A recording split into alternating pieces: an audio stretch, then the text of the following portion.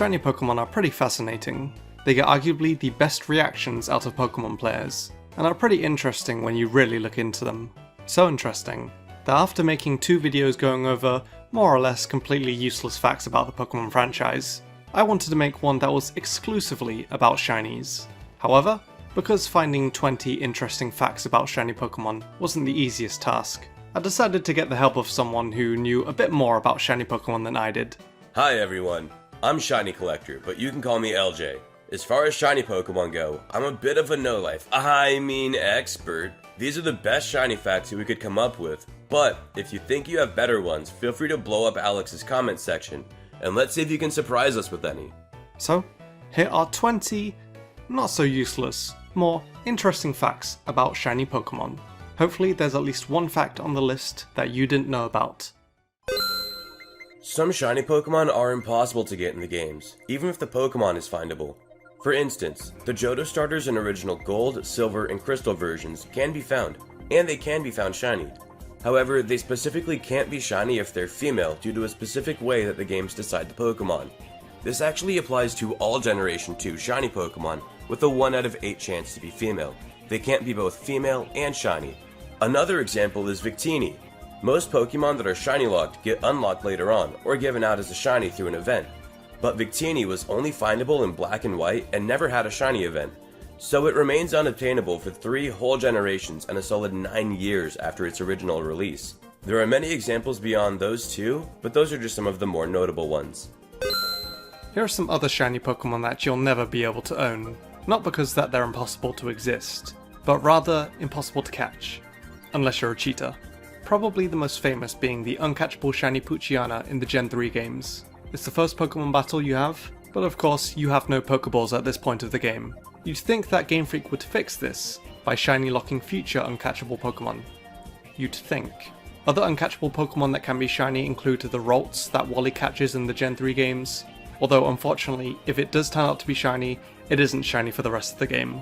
The Zigzagoon that Wally uses to catch the Ralts, the Pokemon the Old Man finds in Fire Red and Leaf Green, wild Pokemon that appear at the Battle Pike in Emerald, as well as rental Pokemon that appear in the Battle Factory, some NPC Pokemon in the Gen 4 Battle Frontier, Minccino and Cinccino that appear at the very beginning of Black and White and Black and White 2, the Purloin Bianca catches in Black and White 2, and even Fletchling and Bunnelby, your X and Y rivals use when they show you how to catch a Pokemon. How this has continued for 3 more generations, I don't know. Throughout the generations, some Pokemon change shiny colors, but did you know that only in Fire Red and Leaf Green versions, shiny Paras had yellow mushrooms? That Paras is my favorite. Not only does it look best, but the mushrooms match Parasect shiny, so it just makes more sense. Another Pokemon that changed is Armaldo. Armaldo had a vibrant ruby red chest in Generations 3 and 4 that was swapped for a faded pink in Generations 5 and on. I don't know about you, but I prefer these shinies with their colors before they changed it up. I feel that I should also mention Gligar changed its normal form colors 3 times across Generation 4, but its shiny form stayed that bright blue, and for that I'm thankful. Have you ever wondered why a Pokemon got the shiny colors it did? There are some Pokemon whose shiny colors are possibly meant to represent something, some examples being Voltorb on Electrode, changing to blue to symbolize the Great Ball, and Lovedisk, changing to a yellow shade to symbolize a Heart of Gold. However, this probably isn't the case, and is just a coincidence, considering that Game Freak didn't start picking the shiny colors until Gen 6. So, in terms of shinies after Gen 6, some of the possible ones are Greninja becoming black, since black is the color most associated with ninjas, Clauncher and Chloritza becoming the colors of what it's based on, Crabrawler getting traditional red colored boxing gloves, Incineroar since there are white tigers, Minior becomes closer to the color of an actual meteorite, Palossand since there are black sand beaches, and Mimikyu losing its color becoming more ghost-like, or even having the life sucked out of the color. We've never really had any confirmation of these, so there are most definitely other examples out there, but these are some of the interesting ones that I came across. In Generation 4, the ability Cute Charm got glitched and somehow ended up affecting shiny odds. If you have a very specific ID and secret ID combination, your shiny odds are drastically increased to be up to 21% chance for shinies. However, if you don't have that specific combination, Cute Charm actually shiny locks all of the Pokemon that the ability affects. meaning that 2/3 of the encounters are shiny locked, and it'll take longer to get a shiny. On top of that, when you get your shiny, it'll be one that isn't even affected by Cute Charm. Thankfully this was fixed for all games Generation 5 and on, but I'd highly recommend avoiding Cute Charm in Generation 4 if you're going to shiny hunt. We've all seen people getting more than one shiny at the same time. However, you probably don't want this to happen when playing through Generation 4. If you do manage to find 2 shiny Pokemon at the same time in this gen, there is a good chance that your game won't be able to handle it and crash. It won't happen all the time, but from what we've seen, if only one sparkle happens, say goodbye to both shinies. It looks like this mainly occurs when encountering 2 of the same Pokemon, as the exact same animations are happening at the same time, and the game doesn't like it when 2 sparkles are supposed to occur at once. Now the chances of finding 2 shinies in the same battle in Gen 4 are insanely low, so this probably will never happen to you, unless you're using the Cute Charm glitch to abuse the odds. Then it's probably bound to happen eventually. If you didn't know, shiny locks are something that prevent Pokemon from being shiny. Most people think that these locks didn't start until Generation 5, however shiny locks actually started sooner than that. Aside from Let's Go Pikachu and Eevee, the NPC in-game trade Pokemon have been shiny locked in every main series game since Generation 2. On top of that, there are 3 shiny locks in Heart Gold and Soul Silver versions. Shucky the Shuckle from Cianwood City, Kenya the Spearow from the gate north of Goldenrod, and the Notched Ear Pichu from Ilex Forest are all shiny locked. Personally, it's heartbreaking that I can never get my little Notched Ear shiny. Here's a shiny related question for you. If a shiny Ditto transforms into an opposing Pokemon who's not shiny, will the Ditto become the shiny version of that Pokemon? Well, the answer is disappointingly no. Except in Generation 3. Yep, in Gen 3, a shiny Ditto will change into the shiny version of whatever it transforms into. Unfortunately, this isn't the case with any other generation, but in my opinion, this is probably something that Game Freak should consider bringing back. Across the Pokemon games, there are some Pokemon that are guaranteed to be shiny. If you ever played a Johto game, odds are that you know about the famous shiny red Gyarados. But that's not the only guaranteed shiny Pokemon. In Pokemon Black 2 and White 2 versions, if you see every Pokemon in the entire regional dex, you get taken to a special secret island where you can encounter a shiny Haxorus. In Pokemon Black 2, you can get a second guaranteed shiny, a shiny Gible from defeating Benga, Alder's grandson, at Black Tower. And in White 2, you get a shiny Dratini for beating him at White Tree Hollow. That makes these the games with the most guaranteed shiny Pokemon. 2 each, and 3 different ones between the set. Did you know that it was possible to get a shiny starter in the Omega Ruby and Alpha Sapphire demo? Kind of. So for those of you who didn't play the Oras demo, you're given each one of the Hoenn starters as part of your team, and the starter Pokemon, as you guessed, have the chance of being shiny, but at the same time don't. You see, if you're lucky enough to get a shiny starter, it'll sparkle when it'll come out of the Pokeball, and it'll have the shiny symbol, but it won't appear shiny. It'll be in its regular colours instead. It just acts like a shiny. This can also happen in the Let's Go Pikachu and Eevee demo, which is especially weird since Pikachu and Eevee are shiny locked in the final games. Not only that, but it can once again happen in Ultra Sun and Moon, with the event Ash Hat Pikachu. I honestly think this is one of the most interesting shiny related things. And who knows, maybe there are other specific Pokemon out there with this bug. In Generation 2, shiny Pokemon were based off of stats called DVs. While breeding, DVs were determined by the parent Pokemon, as if they're hereditary. This means that if you have a shiny parent Pokemon, it's likely that the eggs you get from it are shiny Pokemon as well. However, if the parents are not shinies and don't have the proper DVs that can produce a shiny offspring, you cannot hatch a shiny Pokemon from that egg. This also means that the only Pokemon who can hatch from an egg at full 1 out of 8,192 odds in Generation 2 is the gift Togepi egg. Since it's a gift, its DVs are entirely random. Almost every Pokemon that has a different form has a shiny for those forms. Almost. Castform, of course, has its own shiny form. However, the weather variants don't, which is pretty disappointing, considering that pretty much every other Pokemon with a form do have their own shiny forms. This, however, is more or less the exact opposite for Magearna.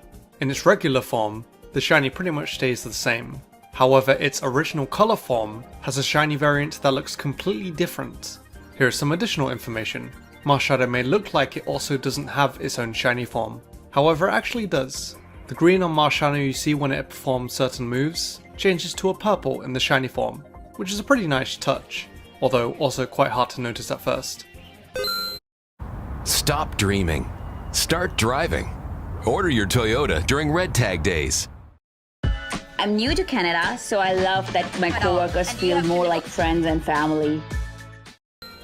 A lot of people have told me that they didn't know you can find shiny Pokemon in Colosseum and XD, which are spin-offs to the GameCube, but you actually can. In Pokemon Colosseum, only Shadow Pokemon that you get from other trainers can be shiny, and in XD, only non-Shadow Pokemon can be shiny. It's interesting that they decided to do this, and it can be confusing when trying to remember which Pokemon can and can't be shiny in each of these two games. To add to this weird decision, the Colosseum Pokemon would be normal before you get it, and then it turns into a shiny Pokemon after you get it. Sometimes these shiny Pokemon just don't make any sense. There have been several different cases of a Pokemon's shiny colours changing over time, with one of the most extreme cases being Charizard's shiny in Gen 2, originally being Barney coloured, then changing to the iconic black and red, which in this case I think most people would agree was a massive improvement. But that's not always the case. In Pokemon Go, all shinies retain the same colours as they do in the main series. Well, that's how it's supposed to be. When Shiny Ghastly was first released, instead of the famous blue gas it has, Shiny Ghastly looked like this. Probably one of the most disappointing shinies added to the game in my opinion. Luckily Niantic did eventually correct the colours. Let's just hope that something like this doesn't occur again. A lot of people tell me they've never found a shiny Pokemon, and that's sad, so let's fix that. The easiest way to get yourself a shiny Pokemon is through Ultra Space in Pokemon Ultra Sun and Ultra Moon versions. The shiny odds in there can vary, but at rarest, shinies are about 1 out of 100, and at most common, they're about 1 out of 3 for any non-legendaries and non-Ultra Beasts. But that still leaves a lot of great shiny Pokemon that you could easily go get right now. So what are you waiting for? One of the most famous features of any fighting game is alternative skins for each character, so two people picking the same character can distinguish which character they're controlling, and this obviously goes for Pokemon in the Super Smash Bros. Series. Now you'd think that at least one of their 8 possible skins in the game for each of the Pokemon would be their shiny form, but this definitely isn't the case. In fact, you could argue that none of the Pokemon have their shiny forms in the game. So let's take a look at the skins that are the closest to their respective shiny colours. Pikachu's Red Hat and Party Hat skins are really close, although maybe not quite the right shade of yellow. None of Jigglypuff's skins have green eyes, so no shiny skin here, or at least not anymore. All of Pichu's skins are the same shade of yellow, so again, no shiny. One of Mewtwo's skins comes somewhat close, however the green on the tail is the wrong shade, and the eyes aren't green either. One of Squirtle's skins has a green shell, however the blue on it is slightly off. There's an Ivysaur skin with yellow petals, but has the wrong shade of green on the skin, and the eyes aren't yellow. There's no black Charizard skin, however there is a purple Charizard skin that's somewhat similar to the Gen 2 shiny. Lucario definitely doesn't have a shiny skin, as there's no yellow Lucario in the game. Greninja does have a mostly black skin, but it's still not coloured like the shiny, and the tongue isn't the correct shade of red. Incineroar has arguably the most accurate looking shiny skin, with the only part that's slightly off being the grey chest. As in Smash, it's slightly darker than the irregular version, whereas in the actual games, the grey on the chest is the same shade. But I do think it's safe to say that the skin is definitely based on the shiny. So overall, we technically don't have any shiny forms in Smash that are 100% accurate, but there definitely are some that come incredibly close. For this next one, the technology might be a little bit outdated, but it's about Pokémon Stadium 2 for the Nintendo 64. If you're playing a Generation 2 Pokemon game and you're trying to breed for a shiny Pokemon, you can know if it's a shiny before the egg hatches. Through the Nintendo 64 Transfer Pack, you can check eggs on Pokémon Stadium 2. If the egg has a shiny Pokemon inside, the egg itself will be a different color than the rest of the eggs that hold that same Pokemon. Yeah, you heard that right. It'll be shiny even before it hatches. You can basically have a shiny egg. pretty common knowledge by now that the term shiny Pokémon was created by fans due to the sparkling effect that happens when one appears. However, this term was never made official until the 4th generation, where it was used to promote shiny event Pokémon. The term was used for the first time in the main series game in Black and White, where a couple of people in Nimbasa City are talking about shiny Pokémon. However, if we go all the way back to Gen 2, we get arguably the first official name for shiny Pokémon, being Shining Pokémon in the TCG. Here, the shiny Pokémon have the title of Shining, which again may have been the name that was originally intended for shinies, but shiny Pokémon, I think we can all agree, rolls off the tongue a lot better. In Generation 3, there were no ways of changing your shiny odds. However, there are two Pokemon that inherently have different odds. In Fire Red and Leaf Green, none of the unknown are the original 1 out of 8,192. The shiny odds for each letter change depending on your trainer ID and secret ID. They can be 1 out of 5,120, 1 out of 6,144, 1 out of 9,216, 1 out of 10,240, or 1 out of 18,432, which is more than twice as rare as the normal shiny odds. The other Pokemon is Jirachi from the Colosseum bonus disc. This Jirachi isn't the typical 1 out of 8,192 either. Instead, it's 1 out of 7,282. But good luck if you decide to hunt it, because you need to restart your Ruby or Sapphire save each time and play for about 10 minutes until you get the Pokédex just to check one Jirachi. So let's go back to my first ever shiny related video on the channel. The top 10 hardest Pokemon to shiny hunt. Not only is this video pretty out of date at this point, but some of the facts we bring up aren't 100% accurate anymore. One of those being exactly how to shiny hunt the Pokemon Ranger Manaphy. Turns out there is a legitimate way to shiny hunt this thing, without having to buy multiple copies of the same game. However, it still might be the most time consuming shiny hunt you'll ever do. Luckily, Shiny Collector has a video on his channel explaining how to correctly shiny hunt Manaphy, so I don't have to bore you with the exact details of how it works. But in short, the shiny hunting process basically involves you hatching an egg on one Gen 4 game, then if it isn't shiny, resetting the game and sending that egg to another Gen 4 game. If it isn't shiny, deleting the save file, sending it to another game, and repeating the cycle. Again, it is probably the most time-consuming shiny hunt out there at the moment, but definitely an interesting and especially rewarding one. Although looking at Manaphy shiny, why would anyone want to go through all that trouble to get a shiny that's exciting as that? And those were 20 facts about